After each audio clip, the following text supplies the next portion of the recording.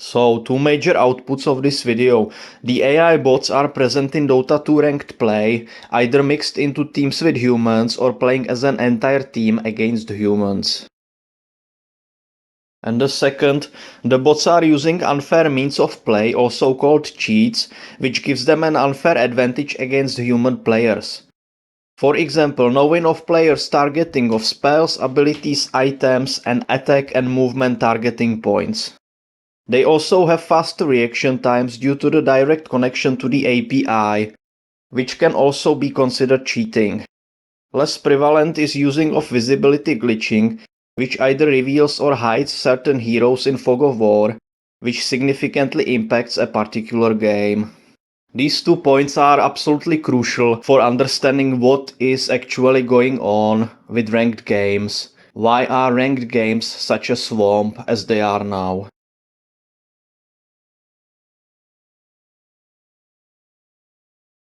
Now I want to speak about Immortal Rank. Here you can see rank distribution among players. You can see all the ranks in the game with percentages on the right side, how many players belong under each rank. And at the top you can see Immortal Rank in red color, and it's got 1.91% of all players playing in that rank. So how good actually are Immortal players in Dota 2? What is their win rate? Let's have a look at this.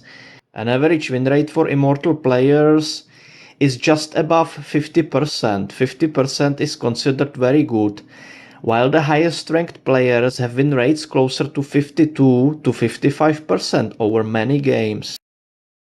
So the Immortal rank starts at 5650 MMR. And it goes on for several thousands of MMR. It really varies a lot, but their win rate is most of times 50 to 52% for most of players.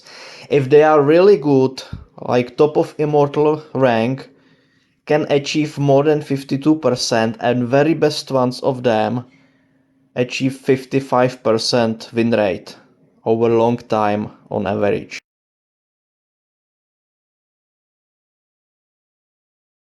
Here you can see a whole range of MMR boosting services. This is just the first page of Google. MMR boost Dota 2 order starts in 5 minutes. 100 start in 15 minutes. Yeah. So I went to one of those websites and I made an order. So here is my order. I asked them to increase my MMR from 6,000 to 7,000 and their price is $100. When I checked other websites, the price ranges generally from $100 to $130 for such kind of a boost. You can see some more expensive than that. Some of them are extremely expensive, but it's generally an exception. If my order is for 1000 MMR, it means that the booster has to make a positive balance of 40 victories. When his winning rate is 55% at best, because he's gonna be playing against very skilled players at this 6000 MMR level, it means that for each 100 games he plays, he will win 55 games. And if he wins 55 games, it means he loses 45 games. That means positive balance of 10 games, which is 250 MMR plus. So I need 1000 MMR. So it means he has to play 4 times as much. 250 multiplied by 4 is 1000. It means that he has to play 400 games of Dota. In order to play 400 games, it takes approximately 267 hours if we count 40 minutes match. 267 hours, that's a lot of time, and it means that the booster will get paid approximately 37 cents per hour. We don't even need to include business costs and taxation because the amount is so ridiculously small that it can't even cover life expenses and is less than the smallest minimum wage limit from all countries. Needless to say that somebody with such intellectual abilities, mental strength and emotional resilience to play high-level Dota would surely find it easier to get a normal job for a proper salary. And look at those delivery limits. They start your order in 15 or 5 minutes. It means that that small handful amount of players who can play at this level in the vault are immediately available, and they are able to accomplish the order in 7 days. 267 hours of playing Dota in 7 days, when 1 week has only 168 hours. Some websites state 7 to 12 days, but it's still playing literally 24/7. For these 3 reasons, economical impossibility, human impossibility, because playing at such a high level is very demanding. Ask professionals how many matches can they perform at high level when they are trying to win hard. Not many, definitely it cannot be all day long, cannot be 24/7, at maximum a few hours every day. And it is also impossible from time perspective, unless those people are magicians. So we can see that the idea that the boosting service is performed by humans is completely wrong. But so who is doing it, if not humans? Is it a bunch of trained monkeys sitting at the computer and beating top-level players? Or is it an octopus in a tank playing 24/7? I don't think so. It has to be a machine. It can't be a simple bot which can be made at home by a few guys, because it has to be very sophisticated, as Dota is a very complex game. It has to be an artificial intelligence, which will be controlling a bot in the game. But what is needed to create an artificial intelligence of such complexity and sophistication? It definitely needs at least a team of specialists, a laboratory, a specialized equipment, and funding, perhaps millions of dollars, to create something which could beat players in the game. Remember how long did it take to OpenAI to develop the OpenAI 5? Years, tens of millions of dollars, and it needed a support from Microsoft. And now imagine that this third party would develop their AI in a similar way, and they would plant it into ranked games in Dota 2. They will get beaten by the AI which is already there, as we know. And that AI is connected to the API. So it can beat the new AI because it has faster reaction times. So the company would fail, the project would go bankrupt. So how can it be possible for an AI to do boosting services? The only possible explanation is that the boosting services are run by the same AI which already is in ranked games, which bears lots of resemblance to the OpenAI 5 which we have seen in show matches. For example, having fast reaction times, which they consider cheating. That's exactly what the bots in the game are doing now. There is no other known AI in the world, such sophistication and such skill, which could be playing Dota 2. So that means that there is an AI in ranked games which is connected to the API of the game, and at the same time it is performing boosting services. How insane is that? Would you ever on Earth think this? I know it's hard to believe, folks, but that's the only possible explanation. And that isn't all yet. Let's have a look at this.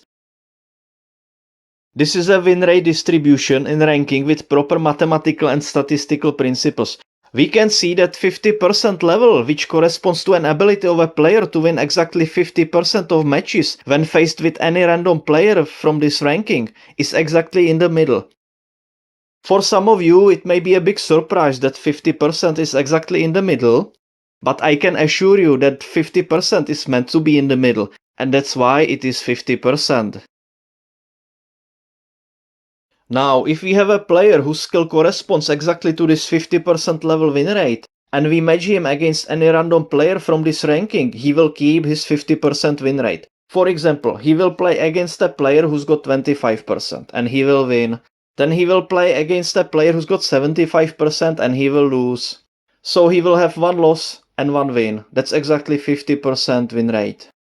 Now let's have a look at this picture. This is a win rate distribution in the current Dota 2 ranking system. You can see the 50% level is very close to the top of the graph. Therefore, this level is significantly shifted from a place where it should be in the middle to the top, which corresponds to the border of immortal rank.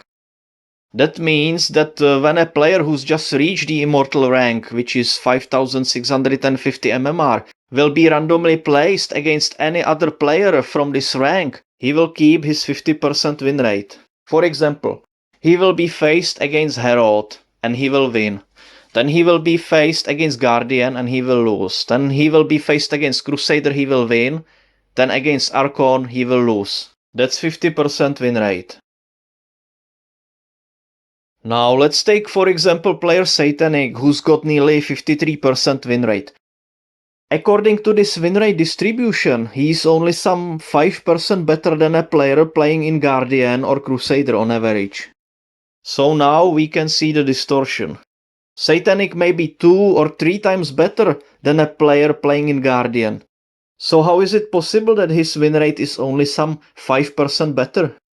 There is no official information regarding win rates of ranks from Herald to Legend, but according to player statistic we can easily figure that out.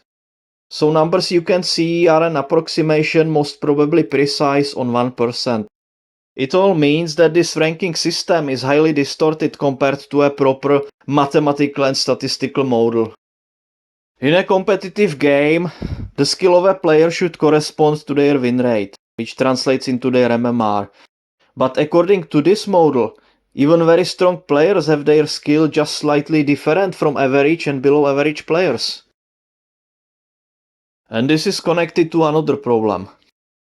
If just 1.9% of all players are above 50% win rate, it means that more than 98% of players are losing their MMR in long term.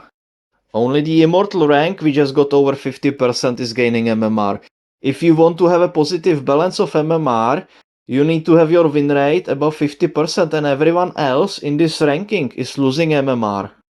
If you have a win rate of 50%, it means that you win 5 matches out of 10 and you lose 5. It means that your MMR is staying equal. Everything above 50% is gaining MMR and everything below it is losing it. But how can it be that more than 98% of players are losing MMR? Isn't it against the common sense? When a match happens, there are 5 winners and 5 losers, right? So it means that 5 people gain MMR and 5 people lose their MMR, 25 MMR each. So shouldn't be the resulting number of those who gain MMR and those who lose MMR equal? In theory, yes. In practice, there can be less people who are gaining MMR because those people are playing more often. And the people who lose play less often. But the number of those who are gaining MMR shouldn't be so steeply different from the number of those who are losing MMR. It should be a zero-sum game. There is a defined pool of resources and people are distributing them between themselves.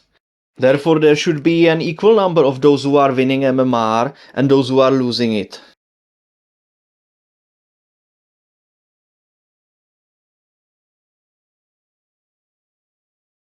In practice, there may be less people who are actually gaining MMR because they tend to play more often, but being the number only less than 2% compared to more than 98%, such a steep discrepancy is strongly against reason. Such a small number of people who are gaining MMR and such a huge number who are losing it means there has to be some influencing mechanics which is creating this discrepancy. And if such a huge number of people are losing MMR, to whom they are losing it? Are you trying to tell me that there is just less than 2% of people who are playing against 98% of people? So who is gaining the MMR of the vast majority of people who are losing it? Is their MMR evaporating like a water into clouds? Well, then it definitely isn't raining over my house. That's a simple math, guys, which is taught in school. School is a place where you were going before you started playing Dota. If I have 3 apples and I give them to 3 children, I give one to Alice, one to Bob and one to Cecil. Then I ask them to change the apples between themselves. Alice will give hers to Bob, Bob his to Cecil and Cecil to Alice. Then I turn around for 1 minute and find out that they have just 1 apple. But it doesn't make any sense to me because I know that each of them should have received 1 apple and given 1 apple. It's a zero-sum game. So where are the other 2 apples gone? It's simple. Alice sold her apple on a black market because she's a drug addict and she needs money for a shot, and Bob was stupid enough to follow her example. And then, when a snack time comes, Alice will start grieving because she hasn't had a piece of fruit for a long time, and Bob will start flaming Cecil because he thinks it's his fault that he doesn't have an apple. So where is our MMR going? I'm gonna tell you where it is going. It's going to a black market. See? Here. That was your MMR, and that over there, beautiful skin, was my MMR. They take our homegrown MMR, slap a fresh and beautiful skin at it, and sell it to any stranger who is willing to pay his filthy coin for it. And that's worse than the European Union. So, the MMR is being extracted from the system. But why isn't the MMR returned to the system after accounts are sold to players? The reason is that the speed of the extraction is much faster than speed of a player losing the MMR in this system with a losing rate close to 50%. The AI players play 24/7 and have a better win rate than humans. That's what is causing the ebb of MMR in the ranking.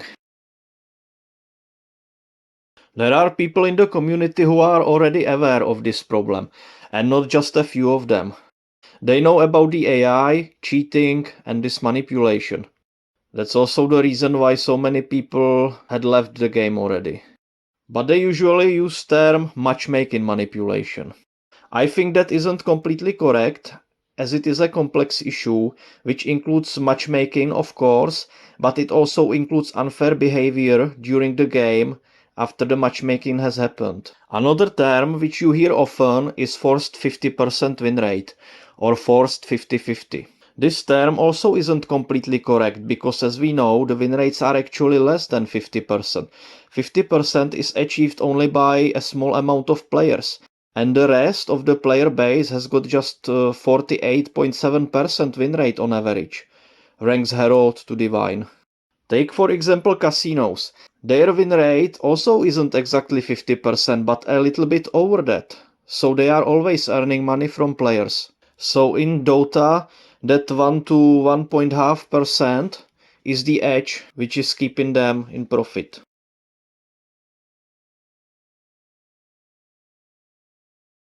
So the correct term for this phenomena is win rate manipulation, as it encompasses the whole complexity of the issue.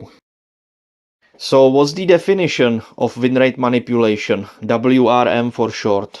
Win rate manipulation is a series of measures at normal circumstances unknown to players and officially undisclosed, which sole purpose is to achieve a predefined win rate of a player or a group of players, which serves to an unacknowledged purpose, and it is usually achieved by providing an unfair advantage to one of the sides in a competition.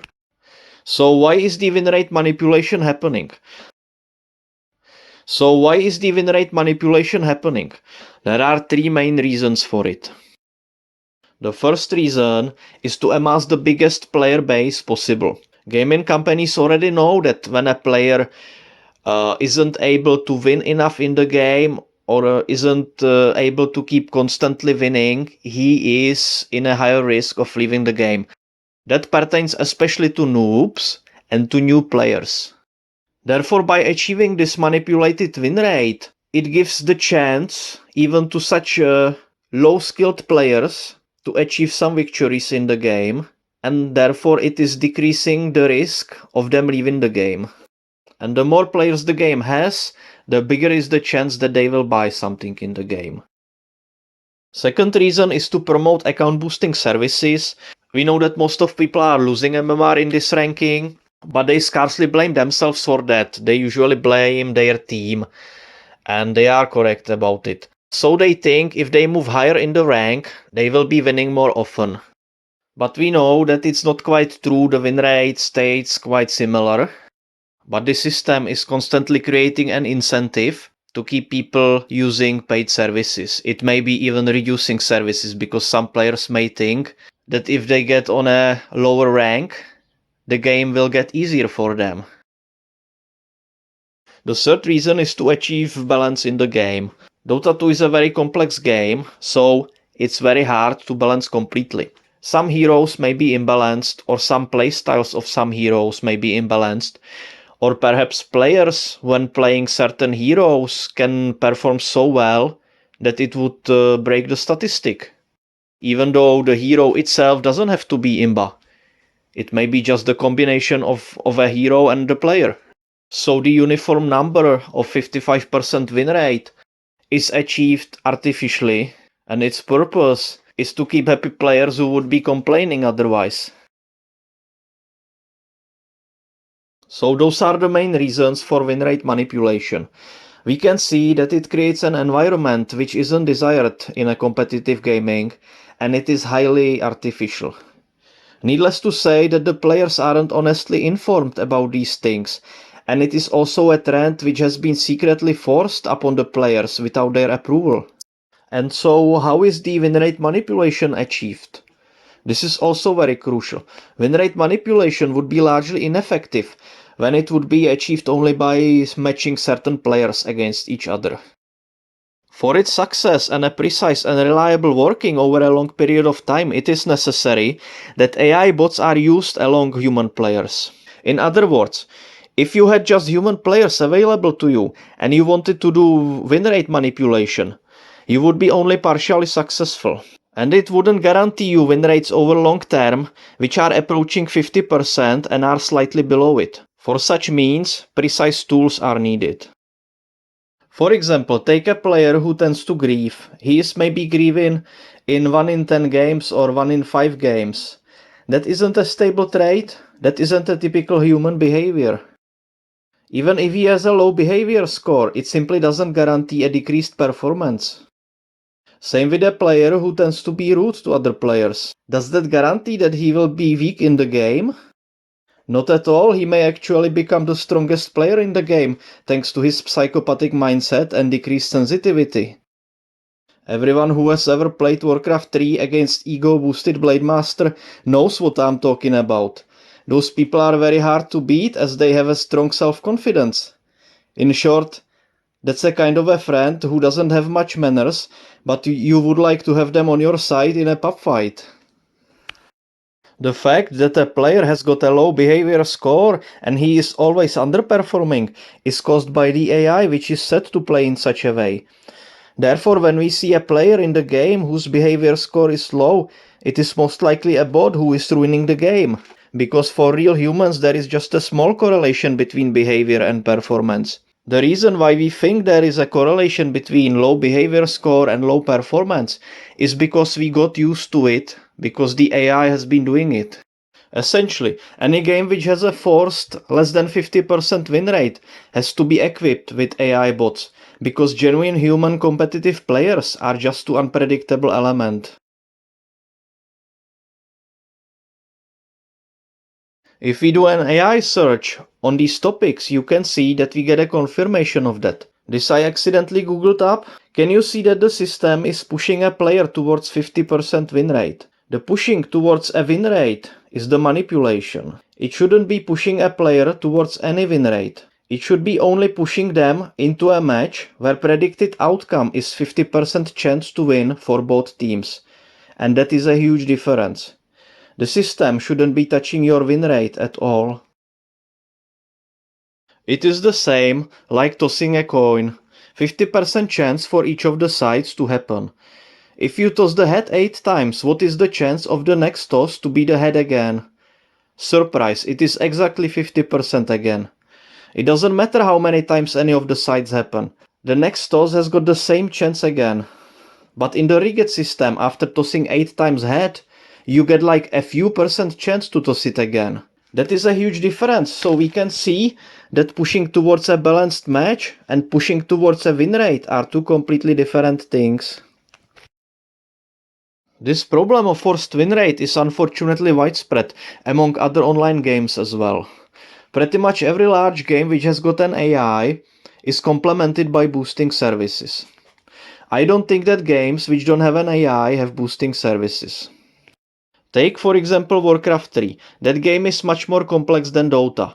It doesn't offer any boosting services because there is no AI which can play it well enough, even though it is still played by thousands of players and has been around for a very long time.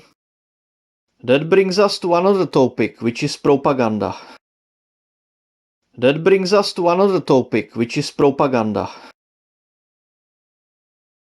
Multiple gaming companies running games with forced win rates release deceptive information through official statements, paid debaters, or AI in discussions, and through streamers and YouTubers. Typical traits of such propaganda is being very eloquent, but not truly answering on any questions.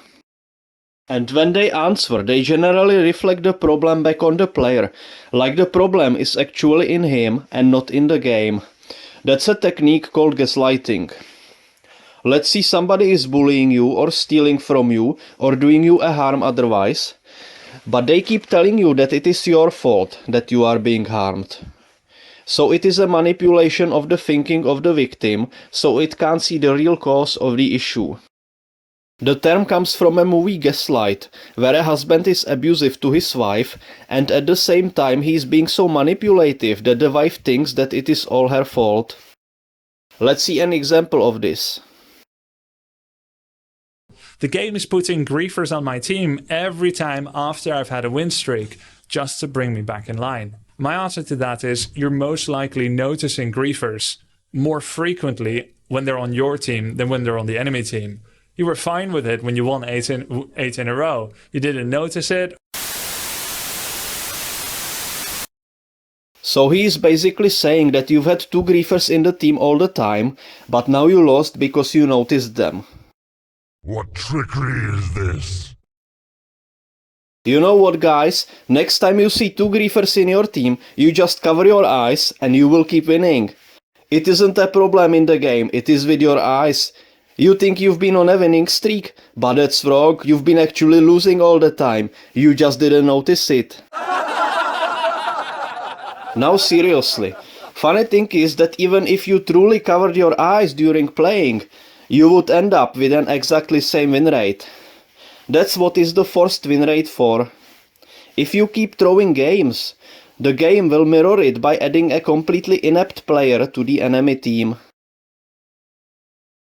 Now let's have a look at what are the propagandists presenting to us. That is supposed to be a bell curve of a normal distribution of win rate among players. I don't know how about Netherlands, but in the rest of the world, a bell curve looks like this. That is a normal distribution of win rates. Look at this small sector in the middle of it. That's ranking in Dota 2. And where is the rest of the players?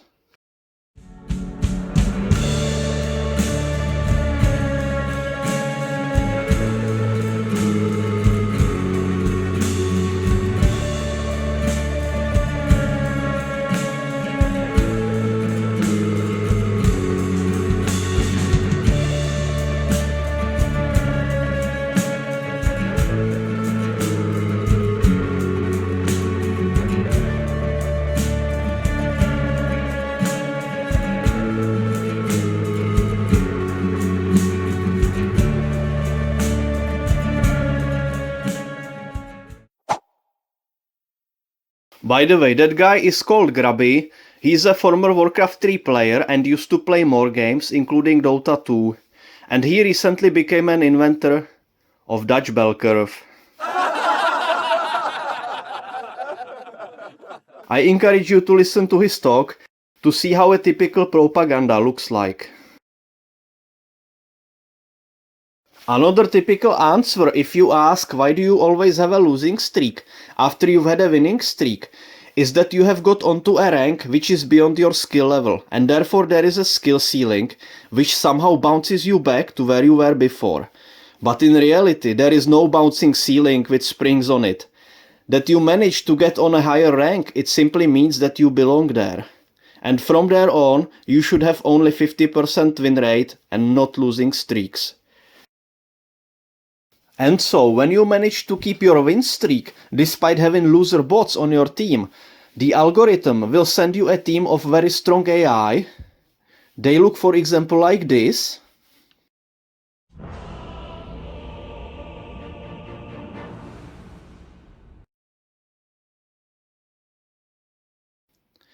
The same like an assassin sent to kill a VIP. These guys are there to kill you. But these assassins were hired for tens of millions of dollars. So you see that manipulating a win rate isn't an easy task, but the system became so well functioning that we can see it in many online games. Most of it is happening through the so-called smurfs. Those are AI players planted into the game in order to achieve the win rate manipulation. For example, where you are outperforming your rank, strong smurfs are sent to destroy you. When you are underperforming, weak smurfs are sent into the enemy team. Human players then keep spreading the nonsense because they have no other explanation on why is that and that player so strong or so weak. So they think he is an account buyer with a very high skill or a very low skill. Next time in the game you think that some player is a smurf, just translate the word into AI player.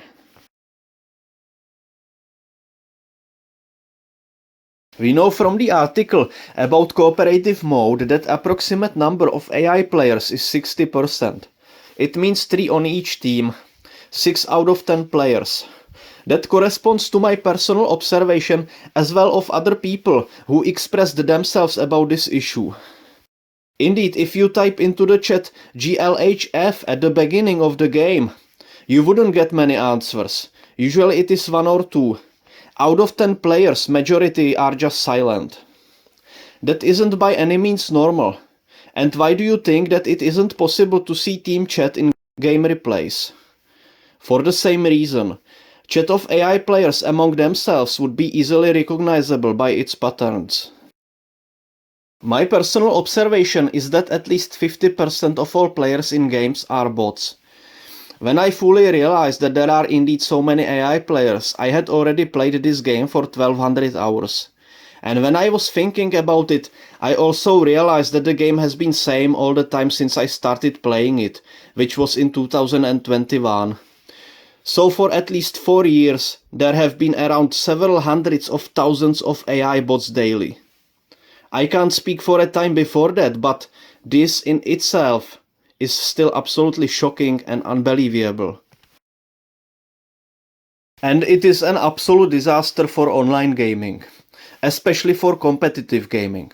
I believe that in long term it is making the population stupid, because playing against AI bots is much more rigid than playing against humans. Playing against AI is resembling more to a work than to playing.